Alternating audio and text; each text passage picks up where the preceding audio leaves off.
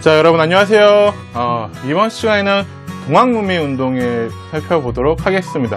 동학농민운동, 동학군, 정봉준, 녹두장군, 새하세요, 파랑새요. 많이 들어봤죠? 우리에게 너무 익숙한 바로 운동이 바로 동학농민운동이라고 할 수 있겠습니다. 지금까지도 이제 갑심정변부터 해가지고 여러 가지 개혁안들, 뭔가 조선이란 나라를 바꿔야겠다, 흥선대원의 개혁부터 해서 근현대를 배워오고 있는데요. 자, 이 앞에서 배운 내용들은 다 약간 지배층들, 양반들의 생각에서 나온 조선을 개혁할 방법이라면은, 이제 오늘 배우는 동학농민운동은 이제 위에서부터가 아니라 아래서부터, 그러니까 일반 백성들, 우리와 같은 일반 서민들이 어떻게 나라를 바꿔 나가야 될지를 이야기한 측면이기 때문에 상당히 중요하고, 그리고 역사적으로 상당히 의미 깊은 사건이라고 이야기를 할 수가 있겠습니다. 자, 그럼 동학농민운동 어떻게 시작되는지 살펴보도록 하겠습니다. 자, 동학농민운동, 동학이란 종교 기억나나요? 그렇죠. 경주의 몰랑 양반이었던 최재우가 만든 바로 종교가 동학이었죠. 서학 천주교에 대비되는, 반대한다는 뜻에서 동학이란 이름을 지었지만, 천주교가 평등사상, 남녀평등사상, 신분제도, 차별, 금지, 이런 것들을 바탕으로 백성들에게 많이 인기를 얻게 되었다면 동학도 마찬가지였죠. 서학에 반대되는 개념이긴 했지만 동학도 마찬가지로 이런 평등 사상을 바탕으로 많은 백성들에게 널리 퍼지게 되었습니다. 자, 그런 가운데 최재우, 동학의 바로 종교의 시조였던 바로 최재우는 이단, 요즘으로 치면 이제 사이비 종교를 만들었다라고 하는 제목, 백성들을 혹세무민하게 했다라는 그런 제목으로 몰려가지고는 처형을 당하게 되어지고요. 이 당시 1894년에 무렵의 동학은요, 지금으로 시키면 국가에서 믿으면 안 되는 종교로 지정한 상태.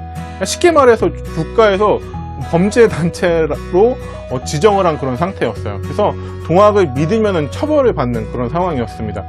그래서 이제 심지어 무슨 일까지 벌어졌냐면요, 이제 지방 관리들이 동학 교도가 아닌데도 그냥 백성들을 수탈하기 위해서 너 동학 교도지? 동학 교도 아닌데요? 해도 너 동학 교도 맞잖아 라고 해서 잡아간 다음에 이제 뇌물을 주면 풀어주는 뭐 그런 지경에까지 이르렀다고 하니까 얼마나 이 당시에 동학 교도들이 힘들게 살았을지 우리가 상상을 해 볼 수가 있을 것 같습니다.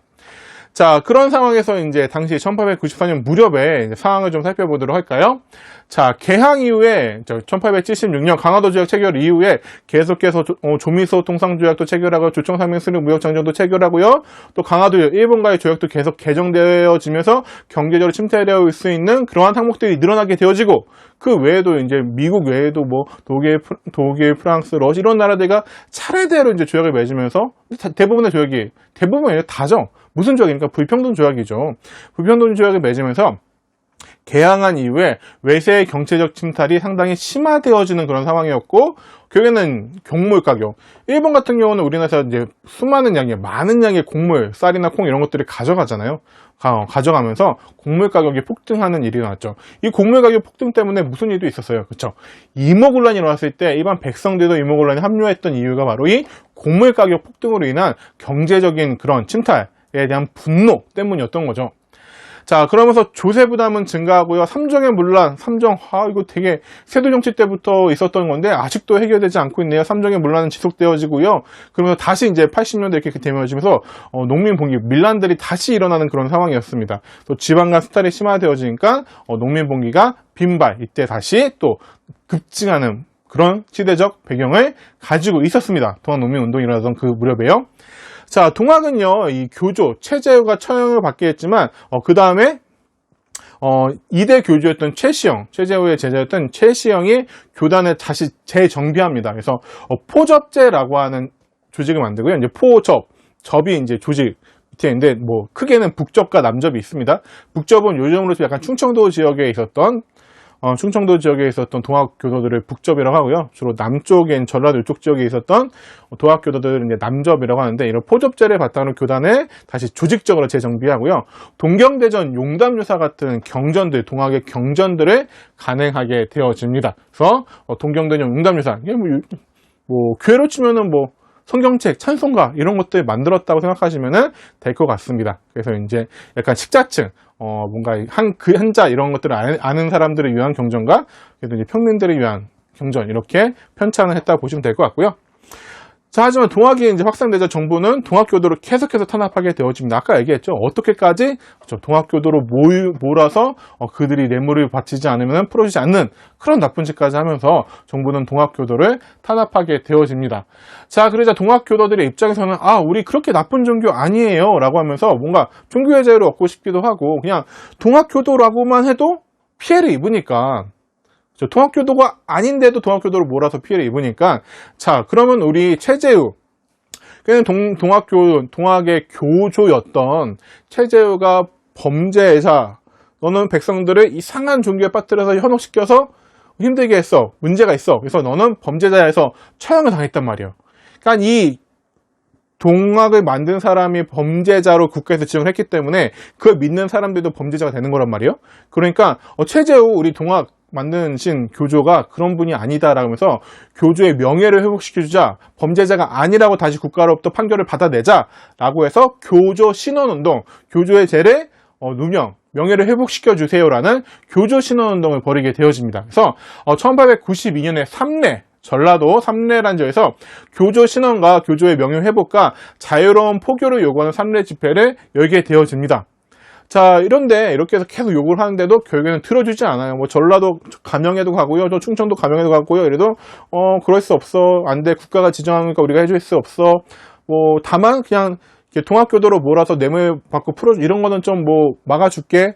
근데 당담할 수 없어. 뭐 이러다 보니까 해결이 되지 않아요. 그러자 1893년에는 서울로 올라갑니다. 동학교도들이 서울로 올라가서 서울 복합상소, 여러 명이 모여서 서울 궁궐 앞에서 이제 엎드려가지고 상소를 올리면서 해주세요, 이렇게 회복시켜주세요, 동학을 인정해주세요 라고 하는 서울 복합상소를 올리게 되어집니다. 그러자 이제 고종이 니네 고향에 내려가 있으면은 적당히 해결해줄게, 우선 고향에 내려가 있어 라고 해서 내려보내는데 해결이 되지는 않아요. 해결이 되지 않으니까 이제 1894년에는 충청북도 보은이란 충청북도 지금의 보은에서 동학교도들이 모여가지고 다시 또 집회를 여는데, 자, 이때부터는 조금 모습이 달라집니다. 그 전까지는 이제 동학교도 종교적인 측면에서 모여가지고 요구를 해왔다라면은 이 1893년에 보은 집회부터는 정치적인 구호가 등장하기 시작합니다. 정치적 구호 뭐라고 했습니까? 외세를 배척하자. 척외양. 그래서 척외양창이 외세, 특히 일본을 배척한다 라는 구호가 등장하기 시작해요. 그리고 탐관오리나 숙청도 요구하는데, 그러니까 이전과는 다르게 동학교도들 사이에서 이런 정치적인 메시지들이 나오기 시작한다는 게 좀 특징이라고 볼 수가 있겠습니다. 근데 이 보훈 집회가 열리는 도중에 이제 정부에서도 이제 긴장을 좀 했겠죠. 그래서 준비하고 니네 해산하지 않으면은 뭐 토벌할 수도 있어, 이렇게 좀 압박을 해옵니다. 그래서 보훈 집회가 이제 금방 해산되게 되는데, 근데 이 보훈 집회가 열릴 무렵에 남쪽에서 전라도 지역의 금구라는 지역에서도 집회가 열리고 있었어요. 근데 이 금구라는 곳에는 우리가 잘 알고 있는 전봉준, 손화준 같은 동학 내부의 강경파들이 있었다고 합니다. 그래서 보훈 집회까지 같이 이제 올라간 다음에 거기에서 이제 정부 서울로 가서 압박을 하려고, 약간 군사적 행동까지 하려고 하는 준비를 했다고 하는데, 이 보훈 집회가 생각보다 빨리 끝나면서 실제적으로 실현이 되진 않았지만 이미 이때부터 동학교도들은 조금 무력을 사용한 그런 항쟁을 준비해 나갔던 것 같은 모습이 이제 기록들에 남아 있습니다. 자, 이제 동학농민운동의 전개 과정을 한번 하나씩 살펴보도록 하겠습니다. 대망의 1894년입니다. 1894년 무슨 일이 있었어요? 동학농민운동이 있고요, 청일전쟁이 있고요, 1차 갑오개혁도 있고요, 그렇죠? 2차 갑오개혁도 어쨌든 시작되고요. 엄청나게 중요한 한 해, 1894년. 자, 1월 달입니다. 전라도 고부라는 곳에서 이제 폭탄이 터지려고 하고 있습니다. 자, 고부 군수였던 조병갑이라는 인물이 너무 정치를 너무 나쁘게 했어요. 진짜 고부 사람들이 너무 괴롭혔다고 합니다. 그래서 만석보라는 거 되게 유명하죠. 만석보라는 저수지를 만들었는데 그게 그렇게 필요하지 않았다고요. 이미 고부엔 저수지가 있었고 이제 충분히 사용할 수 있는데, 새로운 저수지인 만석보를 쌓기 위해서 백성들을 동원했던 거예요. 백성들을 동원해서 이제 노역을 시키는 거죠. 근데 조선시대에 보면 군역과 요역 있죠. 요역. 백성들 징발해서 일을 시킬 수 있잖아요. 근데 이것도 무조건 마음대로 시킬 수 있는 거 아니에요. 정해져 있습니다. 거의 1년에 일주일 이내 이렇게 정해져 있는 날짜가 있어요. 근데 동원한 다음에 일을 시키고선 니네 이거 어쨌든 시키기 위해서 하는 거니까 이렇게 싸는데 니네가 노동력을 제공하고 하면은 나중에 무이세 같은 거 안 받을 테니까 일단 만들자라고 해서 그렇게 필요하지도 않은 만석부를 건설한 다음에 탁 만들고 나니까 무이세를 징수하는 거예요. 그래서 이제 백성들이 열받기 시작했죠. 자, 그러면서 뭐 자기 아버지 공덕비 받는다고 또 막 돈 뜯고 막 이러니까 결국에는 전봉준을 주도로 해서 고부에서 봉기가 일어나서 고부간을 점령해버리고 만석부를 파괴시켜 버립니다. 그래서 이때부터 나온 게 이제 약간 사발통문이라는 게 나오는데요. 이렇게 사발을 엎어서 사발을 이렇게 엎은 다음에 여기다 이제 동그랗게 이름을 쓰는 거죠. 그래서 전봉준 등의 20명의 이름이 들어가 있는데 이제 주모자를 누가 주모자인지 이렇게 하자라고 경문에 붙였는데 누가 주모자인지 알 수 없도록 이렇게 해서 평등에 동그랗게 쓴 이제 사발통문 이런 것들이 이때 이제 나오기 시작합니다. 교과서나 문제집 이런 데 때 많이 실려 있죠. 자, 정부는요 조병갑을 파면한 이후에 이게 해결해주겠다라 약속을 했습니다. 해결해주겠다. 그래서 안핵사인 이용태라는 인물을 안핵사로 파견합니다. 안핵사는요 지방에서 무슨 일이 있으면은 국가 입장에서는 반란, 농민 봉기, 밀란을 일으킨 백성들도 문제긴 하죠. 국가 입장에서는요 국법을 어겼으니까 문제긴 하지만 그러면은 이 백성들이 왜 농민 봉기를 일으킬 수밖에 없었는가를 조사하도록 조사관을 보내요. 그 조사하는 사람이 안핵사예요. 안핵사. 자, 이 안핵사로 왔던 이용태가 뭔가 농민군들 중에서도 어쨌든 봉기를 일으켰으면 주모자를 처벌할 수도 있겠지만 국법에 의해서 어쨌든 이 조병갑이 얼마나 나쁜 짓을 했고 그러면 다시는 이런 일이 벌어지지 않게 위해서는 어떻게 해야 될까 이런 것들을 정당하게 조사를 해야 되는데 계속 동학 교도들만 탄압하고 처벌하려는 그런 모습을 보이는 거예요. 자, 그러자 열받은 누가? 그렇죠. 동학 농민군들이 결국에는 제대로 일어서기 시작합니다. 그래서 3월 달에 1차 분기, 동학농민군 전면적인 1차 분기가 일어나게 됩니다. 자, 안핵사 이용태의 탄압으로 전라도 무장이라는 곳에서 분기가 시작되고요. 이제 그래서 분기가 시작되는데 전라도 여러 군데에 있는 고부 근처에 있는 여러 고을에 있는 동학교도들이 일어서니까 살기 힘들었던 백성들도 같이 일반 백성들도 합류했겠죠. 그래서 3월 25일에 전라도 백선이란 지역에 모이게 됩니다. 그래서 백산봉기라는 말도 쓰고 무장봉기라는 말도 씁니다. 그러니까 무장에서 시작했지만 백산에서 더 많이 모여가지고 이제 크게 일어서는 거죠. 그래서 백산에서 직결을 해가지고 이때부터는 이제 제대로 된 모습들이 나타나기 시작합니다. 그래서 우리가 어떻게 농민봉기를 일으킬 것인가, 이 제대로 된 거라는 얘기는 뭐냐면 그 전에 농민봉기들은 약간 무엇을 위한 것인지 단순히 지금 화가 나고 열받고 수탈 당하니까 한 거라면은 이 동학농민운동의 다른 점이라는 뭔가 어떤 세상을 만들고 싶은지 어떤 것이 목표였는지가 좀 분명히 드러나 있는 것. 그러니까 막 기분 상한다고 일어나는 그런 게 아닌 거예요. 그래서 경몽이라는 게 있어요. 자, 이게 목표다. 보국안민과 제폭구민을 내세우게 되어집니다. 보국안민, 나라를 돕고 안민, 백성을 평안하게 하자. 그리고 제폭구민, 제거하는 거예요. 뭘 제거해요? 폭정을 제거하고, 탐관으로의 폭정을 제거하고, 백성을 구한다라는 그런 목표가 분명한 봉기가 바로 이 동학농민운동이라고 할 수가 있겠습니다. 자, 그리고 이제 4대 강령을 발표합니다. 그러니까 이 동학농민군은 어쨌든 농민군의 위험한 게, 그러니까 질서가 없을 수 있어요. 질서가 없고 우합지졸이 될 수 있는데 동학농민군들은 이제 철저하게 규율에 따라서 또 지켜야 될 것들이 있었던 거예요. 그게 바로 4가지 약속, 4대 강령입니다. 그래서 4대 강령을 보면은 사람을 죽이지 말고 물건을 해하지 말라. 그러니까 함부로 이렇게 하지 말라는 거죠. 충효를 다하며 세상을 구하고 백성을 편안케 하라. 그렇죠. 이들의 이제 목표가 나타나는 겁니다. 일본 오랑캐를 쫓아버리고 왕의 정체를 깨끗이 하라. 군대를 몰고 서울로 들어가 권세가와 기족을 없애라. 그래서 이 4대 강령을 바탕으로 동학농민운동군이 행동하게 되어지고 농민군 지휘부가 구성이 되어집니다. 자, 이들의 기세는 아주 파죽지세입니다. 그래서 이제 4월 달이 되면요. 자, 정읍 황토현이라는 곳에서 전라감영군을 만납니다. 전라감영군을 만나가지고 이제 4월 7일인데 여기에서 전투를 벌이게 되어져요. 하지만 기세가 높았던 동학농민군은 이 정부군을 손쉽게 점령해버리고 점까지도 점령을 해버리고요. 농민군들이 이겼대라는 소문이 나니까 점점 이 동학교도가 아니면서도 동학농민군에 합류하는 백성들이 많이 생기게 되어집니다. 그러자 정부는 홍계훈이라고 이제 서울에 있던 되게 유명한 무장이거든요. 홍계훈을 양어초토사라는 직책에 임명해가지고 중앙군, 서울에 있던 중앙군, 그 전까지는 이제 황토현에서는 전라도에 있는 전라도 가명 지방군을 상대한 건데 이제는 중앙군을 내려보내게 되죠. 중앙군을 내려보내지니까 이때 이제 정부군이다 보니까 아무래도 신식 무기, 좋은 무기들로 많이 무장을 하고 있었겠지만 그래도 지리에 밝고 그리고 사기가 높은 그리고 다양한 전술을 구상하는 동학농민군에 의해서 이 중앙군마저도 패해버립니다. 그 당시 이제 전라 감사였던 김문효는 무서우니까 싸우는 척 하다가 바로 도망가 버립니다.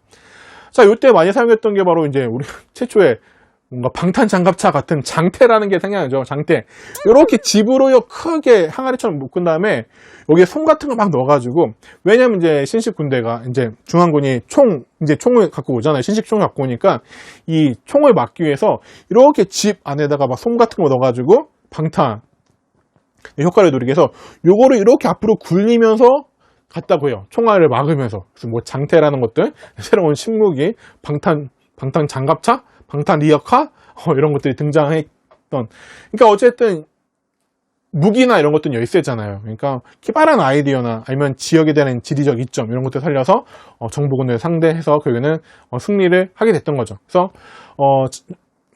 이렇게 정부군까지도 황룡촌 저도 4월 23일에 전라도 황룡촌, 그러니까 장성이라는 곳에 있는데요. 승리를 거두면서 황토현 전투, 황룡촌 전투까지 승리를 거두는 바로 동학농민군. 그러니까 이제 정부 입장에서는 정말 다급해졌겠죠. 이거 어떡하지? 그런 가중에 4월 27일에 어디까지 점령합니까? 그렇죠. 전주까지 점령합니다. 동학농민군이 전주까지 점령하게 돼요. 전주는 당시로 치면 전라도 최고의 도시입니다. 지금이야 뭐 광주는 훨씬 더 크지만 전라도가 왜 전라도예요? 전주, 그렇죠. 당시 최고의 군. 그래서 지금도 보면은 전주성의 남문인 풍남문, 이 동학농민군이 풍남문을 이렇게 들어갔다고 하는데요. 거기에는 호남 제이문, 호남의 제이가는 문이다라고 써 있어요. 그만큼 제1의 도시였는데 이 전주성을 동학농민군이 4월 27일에 점령하게 되자 민씨정권은 또다시 실수를 하게 됩니다. 어떤 실수를 하죠? 그쵸. 청나라에도 도움을 요청해요. 몇 번째입니까? 그래서 세 번째입니다. 언제가 첫 번째였죠? 이모곤란 때. 언제가 두 번째였죠? 갑신정변 때. 그리고 10년 지나서 세 번째로 동학농민군 때 또 청나라한테 도움을 청하는 실수를 저지르고 맙니다. 좀 우리 문제는 우리 안에서 잘 해결했으면 좋았을 텐데. 자, 이렇게 해서 청나라 군대를 요청하니까 청나라 오케이 하면서 군대를 파병합니다. 근데 예상하지 못한 일이 벌어지죠. 누가 같이 들어옵니까? 일본군이 같이 들어옵니다. 무엇을 빌미로? 네, 텐진 조약을 빌미로 일본군도 청나라 군대 보냈네? 그러니까 청나라 군대 입장에는 텐진 조약이 뭐가 있어요? 갑신정변 당시에 텐진 조약 맺어서 청과 일본 군대 같이 철수한다. 근데 앞으로 조선에 파병할 경우에, 출병할 경우에 상대국에게 알린다라는 조약이 있었죠. 그래서 이제 청나라가 알렸겠죠? 그러니까 일본 군대가 같이 들어오게 됩니다. 그래서 청나라 군대가 약 2,500명이 어디로 들어오냐면요, 아산만으로 들어와요. 왜냐면 아산만에서 바로 충청도로 내려갈 수 있잖아요. 근데 일본군은 약 7,000명이 어디로 들어옵니까? 인천으로 들어옵니다. 인천은 어디로 가는 항문이에요? 그렇죠. 서울 한양으로 가는 항구잖아요. 그러니까 그 통로가 되잖아요. 그래서 인천으로 들어온 게 바로 일본군이 되겠습니다. 그래서 당시에 이토 히로부미가 이제 총리였던 일본의 이토 히로부미가 집권을 하고 있었는데, 그러니까 이토 히로부미가 약간 일본 내부에서 정치적으로 약간 그러니까 위기에 빠졌던 그런 상황이었어요. 그래서 이 위기를 좀 극복하기 위해서 오히려 동학농민 운동을 이용해가지고 일본군을 파병하면서 좀 정세를 자기에게 유리하게 정치적인 일본 내부의 정치를 이끌어 가려고 했던 측면도 있습니다. 그래서 일본 공사관과 일본 거류민들의 보호를 구실로 일본 군대 약 7,000명을 파병하게 되어집니다. 자, 그러면서 이런 모습들을 조금씩 보이기 시작하니까 청나라 군대도 일본 군대도 들어왔네? 심상치 않네? 라고 생각을 하게 되자, 자, 5월 달에 전조 화약이 체결되어집니다. 동학농민군이랑 정말 좀 분위기가 이상해. 일단 그러면은 우리 알았어. 너네 요거 뭐야? 들어줄게. 한번 얘기를 해보자.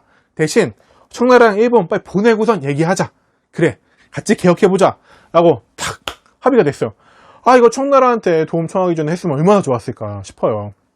그래서 청나라한테 돌아가세요 했더니 청나라 그래? 해결됐어. 알았어 갈게. 일본도 돌아가세요 했더니 일본 싫은데 라고 하면서 오히려 나중에 6월달에 경복궁을 점령해 버리는 그러한 만행을 저지릅니다.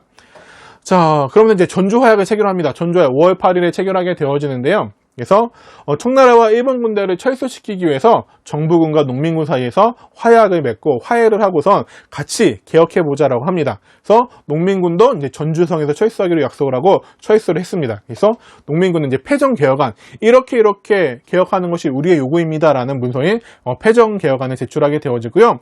그리고 농민군의 자치기구인 집강소를 설치하기로 해요. 그래서 각 지역마다 집강소라고 하는 농민 자치기구가 만들어져서 이제 정부와 협력을 해가지고 개혁을 해 나가게 되었습니다. 일부 지역에서는요, 관아, 수령의 힘보다 당시 집강소의 힘이 훨씬 더 센 그런 지역도 있었다라고 합니다. 집강에서 탐관오리야 악덕지주를 처벌하게 되어지고요, 봉건적 신분 차별 등 이런 것들을 폐지하는 각종 개혁에 앞장서기도 합니다. 그리고 정부도 어쨌든 개혁을 하기로 했잖아요. 그래서 정부에서는 교정청이라는 기구를 만들어가지고 개혁을 추진해 나가고자 했습니다. 그래서 동학농민군은 집강소를 만들었고요. 정부는 교정청을 만들어가지고 같이 개혁을 하기로 했죠. 또 어떤 교과서들에는 이런 거 있잖아요. 대도소라는 게 있어요. 대도소는 집강소는 뭐 예를 들면 마을마다 뭐 수원시의 집강소, 오산시 집강소, 평택시 집강소 이런 식이라면은 그 지역 전체를 묶는 대도소, 그 집강소들을 총괄하는 대도소가 있었어요. 특히 이제 동학농민운동이 전라도에서 있었잖아요. 그러니까 전라도 위쪽에 있는 전주의 대도소가 하나 있었고요. 남원의 대도소가 있어서 이 대도소에서 각 집강소들을 총괄하기도 했습니다. 그래서 전주에는 이제 전봉준이 대도소에 있었고, 이제 남원에는 김계남이라는 인물이 이렇게 총괄을 했다라고 합니다.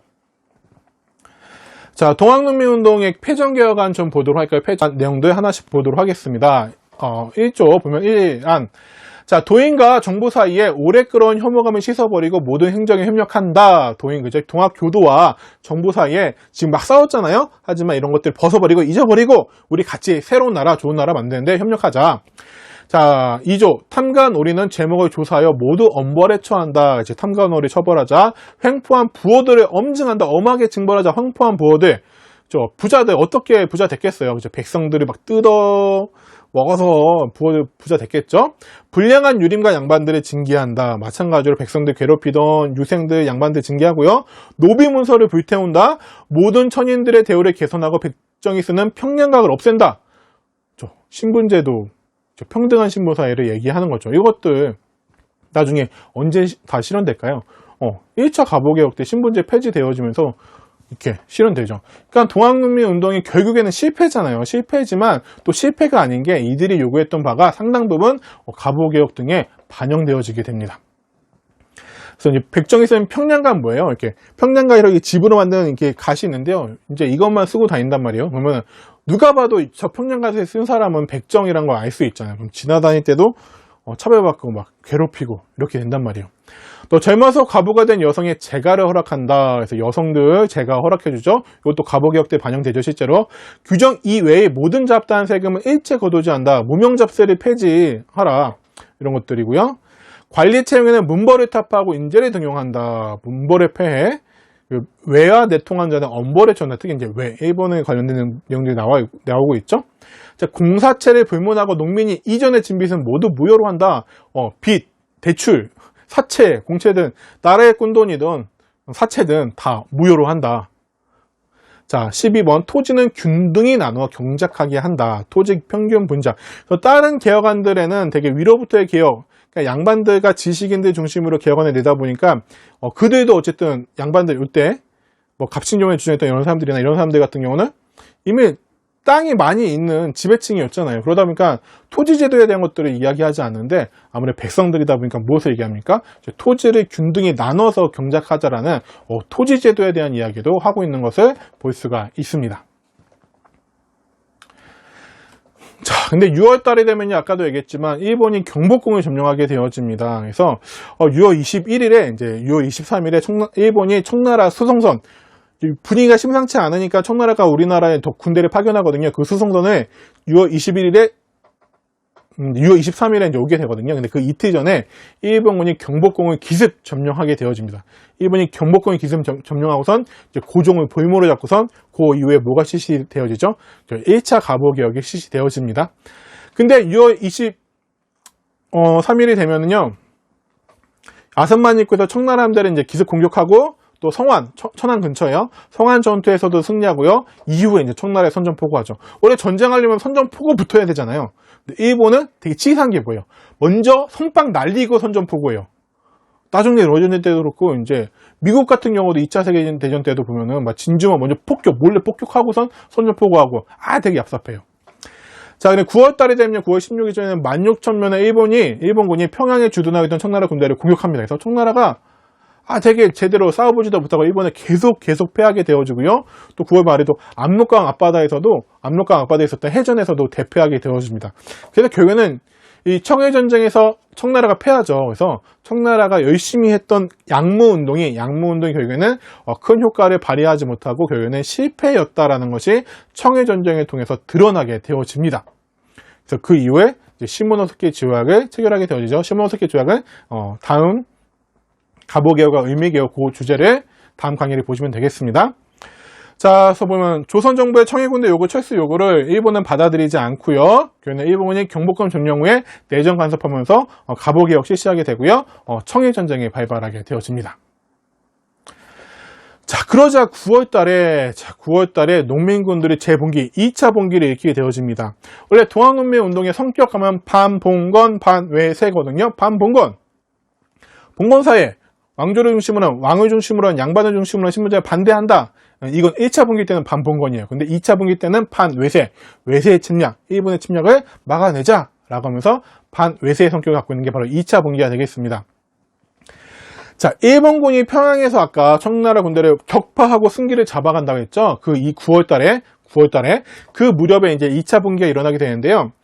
자, 1차 분기는요, 원래 아까 동학은 북접과 남접, 포접제로 이루어져 있다고 했죠. 근데 1차 분기는 주로 남접을 중심으로, 전봉준을 중심으로 남접을 중심으로 일어난 분기였어요. 그때 북접은 거의 참여하지 않았어요.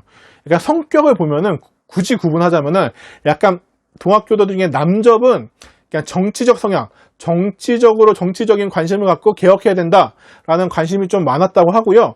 북접 같은 경우에는요, 좀 우리가 동학교도로서 종교적인 측면에 집중하자라는 주장이 좀 강한 지역이었다고 해요. 그래서 1차 분기 때는 남접만 참여한 반면에 2차 분기는 반외세. 우리나라가 일본 앞에서 지금 상당히 위험한 상황이잖아요. 그러니까 뭔가 종교적이고 뭐가 상관없이 다 같이 하자 해서 남접과 북접이 같이 2차 분기를 일으키게 되어집니다.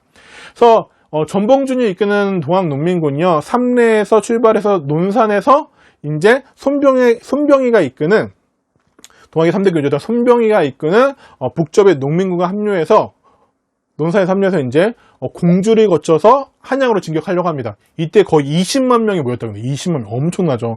20만 명이 모여갖고 공주를 점령하고 한양으로 진격할 계획을 세우고 있었습니다. 그래서 일본군이 재빨리 2,000명의 군대를 보내고요. 조선한테는 야, 니네 빨리 군대 동원해 해가지고 거의 3,000명 넘게 하고, 또 민보군이라고 했어요. 민보군. 그러니까 농민들의 군대잖아요. 농민군. 그러니까 이게 싫은 거야. 농민들이 감히 백성들 니네들이 그까짓 게 라고 해서 불만을 품은 양반들이 조직한 민병대 같은 민보군이라는 군대가 있어요. 동학농민군을 토벌하기 위한 양반들이 조직한 군대. 이런 것들이 합류해가지고 결국에는 토벌을 시작하게 되죠. 그래서 결국에는 공주 우금치 전투에서 11월 달에 패하게 되어집니다. 뭔가 뛰어난 사기와 전술과 이렇게 얘기했지만 일본군의 어쨌든 우수한 무기 이런 것들이 밀려가지고 결국에는 수많은 전사자를 내고서 우금치 전투에서 패하게 되어지죠. 그래서 이제 뿔뿔이 흩어지고 뭐 계속해서 이제 충청북도 쪽에서 이렇게 소규모의 전투들이 있는데 결국에는 이제 전봉준도 잡히고 이러면서 실패로 끝나게 되어집니다. 안타까운 일이라고 할 수 있겠죠? 자, 그럼 이런 동학농민운동 1894년 1월부터 거의 12월까지 2년 내내 이어졌던 이 동학농민운동, 이견이기 때문에 그렇게 길진 않지만 엄청나게 정말 동학농민운동의 정신은 지금까지도 막 헌법에 넣자 막 이러면서 중요하게 얘기를 할 만큼 상당히 중요한 역사적 사건이라고 할 수 있겠죠. 그래서 의 반봉건 반외세, 반봉건 반외세 운동이다. 반봉건은 1차, 반외세는 2차 알아두시면 되고요. 패전개혁안이 일부 가보개혁에 반영됐다. 아까 했던 신분제도 가보개혁 때 신분제도도 없어지고요.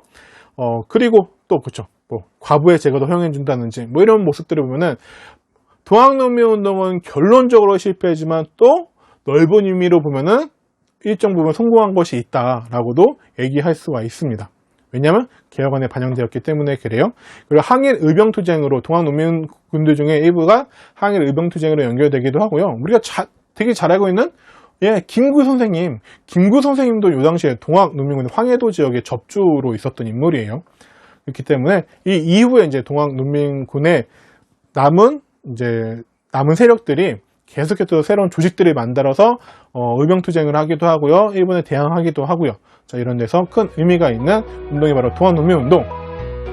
그 전에 농민분기와는 다르게 정말 한마음 한뜻이 돼서 어떤 나라를 만들겠다라는 목표를 가지고선 일사불란하게 움직였던 바로 제가 선생님 생각할 때는 뭔가 민중들의 큰 물결의 시작점? 우리 역사에서 민중들이 자신들의 힘을 자각하는 그 시작점, 진정한 시작점이라고 볼 수 있지 않을까라는 생각이 듭니다. 그래서 오늘 동학농민운동 배워봤습니다. 동학농민운동 너무 중요하고 시험 때문만이 아니라 우리가 지금은 이제 시민사회잖아요. 시민들이 깨어있는 시민이 국가와 권력, 정치인들을 관시하고 뭔가 정책을 입안해 나가고 새로운 세상을 만드는 데 주역이 되는 깨끗하고 정의롭고 모두가 평등한 사회를 만드는 데 주역이 되는 것이 바로 이 깨어있는 시민이라고 보면은 그런 시민정신, 우리 대한민국, 조선의 시민정신은 바로 이 동학농민운동부터가 시작이 아닐까라는 그런 생각을 해봅니다. 제 생각이 좀 과해진 않았다 생각합니다. 자, 여러분들 오늘은 여기까지 하겠습니다.